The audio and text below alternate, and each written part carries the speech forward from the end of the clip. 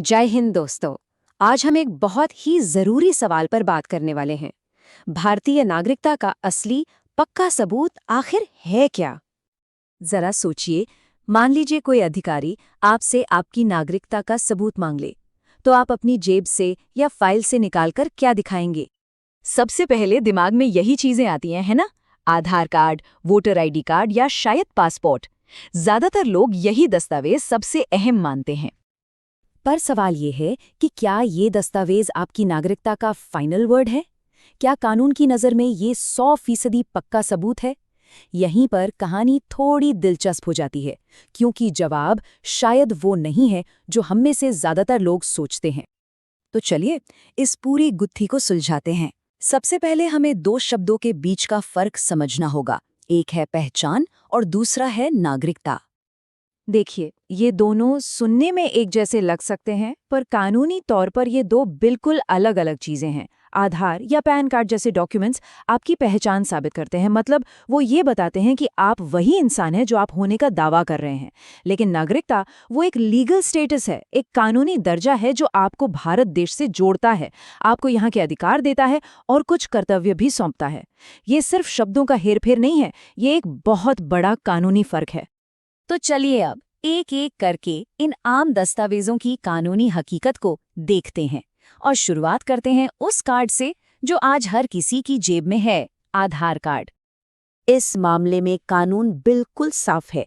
Supreme court ने कई बार अलग अलग मामलों में ये बात दोहराई है कि आधार कार्ड नागरिकता का सबूत नहीं है। जी हाँ, आपने सही सुना।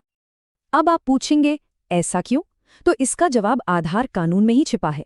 आधार एक्ट 2016 की धारा 9 साफ साफ कहती है कि ये नागरिकता का सबूत नहीं होगा। असल में आधार को भारत के निवासियों यानी रेजिडेंट्स के लिए बनाया गया है, सिर्फ नागरिकों यानी सिटीजन्स के लिए नहीं। इसका मतलब ये है कि कोई विदेशी भी अगर भारत में एक तय समय से ज्यादा रह रहा है तो वो भी आधार कार्ड बनवा सकता है। इसका असली मकसद तो सरकारी योजनाओं का लाभ सही व्यक्ति तक पहुंचाना था। अच्छा ठीक है, आधार को किनारे रखते हैं। अब बात करते हैं वोटर आईडी कार्ड की। ये तो सीधा सीधा नागरिकता से जुड़ा लगता है। भाई, अगर देश आपको अपनी सरकार चुनने का अधिकार दे रहा है तो इसका मतलब तो यही हुआ ना कि वो आपको नागरिक मान रहा है। ये तर्क बिल्कुल सही है। वोटर आईडी कार्ड नागरिकता का एक बहुत मजबूत इशारा है, इसमें कोई शक नहीं। लेकिन कानून की भाषा में ये कंक्लूसिव प्रूफ यानी कि निर्णायक या अंतिम सबूत नहीं है। कानून ये मानकर चलता है कि वोटर लिस्ट में कभी कभी गलतियां हो सकती हैं, किसी का नाम गलती से भी जुड़ सकता है। इसलिए अगर कभी नागरिकता पर कानूनी सवाल उठता है तो सिर्फ वोटर आईडी दिखाना ही काफी नहीं होगा। चलिए अब आते हैं उस दस्तावेज पर जिसे कई लोग नागरिकता का सबसे पक्का सबूत मानते हैं, पासपोर्ट। आखिरकार ये तो एक इंटरनेशनल डॉक्यूमेंट है जो पूरी दुनिया को बताता है कि आप भारत के नागरिक हैं। इसे बनवाने की प्रक्रिया भी तो कितनी सख्त होती है, तो ये तो फाइनल होगा, है ना?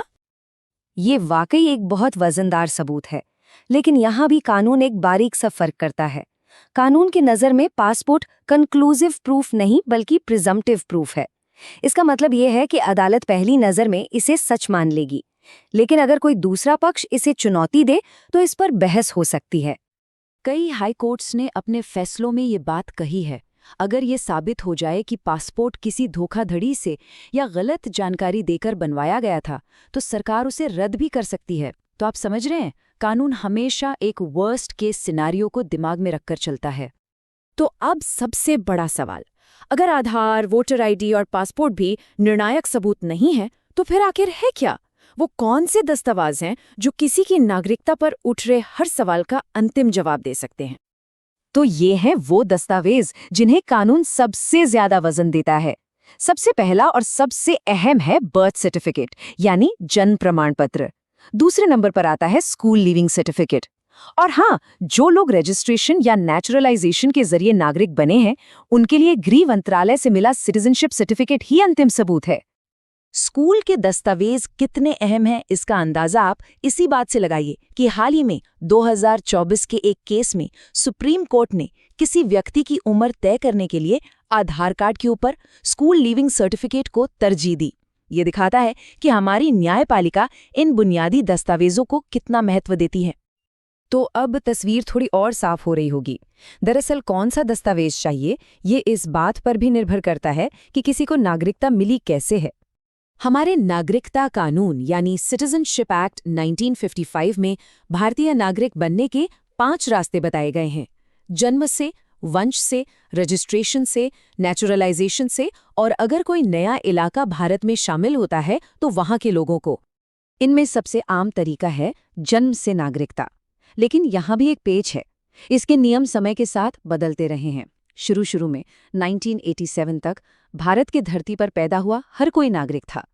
फिर नियम बदला कि माता पिता में से कम एक का भारतीय होना जरूरी है। और 2004 के बाद से नियम और भी सख्त हो गए हैं। तो आज की इस पूरी चर्चा से हमें क्या समझना है? सबसे बड़ी बात क्या है जो हमें याद रखनी चाहिए? सबसे बड़ा सबक ये है कि हमें अपने दस्तावेजों को 2 अलग-अलग बक्सों में रखकर देखना चाहिए। एक बक्से में है रोजमर्रा के पहचान के दस्तावेज, जैसे आधार, वोटर कार्ड और पासपोर्ट, जो हमारी डेली लाइफ के लिए बहुत जरूरी हैं। और दूसरे बक्से में है नागरिकता के कानूनी सबूत, जैसे बर्थ सर्टिफिकेट और स्कूल रिकॉर्ड्स, जिनकी जरूरत तब पड़ती है जब नागरिकता पर कोई कानूनी सवाल खड़ा हो जाए। और आखिर में एक सवाल जो सोचने पर मजबूर करता है। आज हम बायोमेट्रिक्स और डिजिटल आइडेंटिटी के ज़माने में जी रहे हैं, जहां हमारी पहचान एक पल में वेरीफाई हो जाती है। ऐसे में हमारी सबसे बुनियादी कानूनी हैसियत यानी हमारी नागरिकता को साबित करने के लिए हम आज भी दशकों पुराने कागजी दस्तावेजों पर ही क्यों टिके हुए हैं? ये एक ऐसा सवाल है जो तकनीक और कानून के भविष्य के बारे में हमें सोचने का मौका देता है। उम्मीद है इस जानकारी से आपकी समझ और बढ़ी होगी। ऐसी ही जानकारी के लिए सब्सक्राइब कीजिए ऑल कैन स्टडी को। धन्यवाद। चलिए अगले टॉपिक पर मिलते हैं।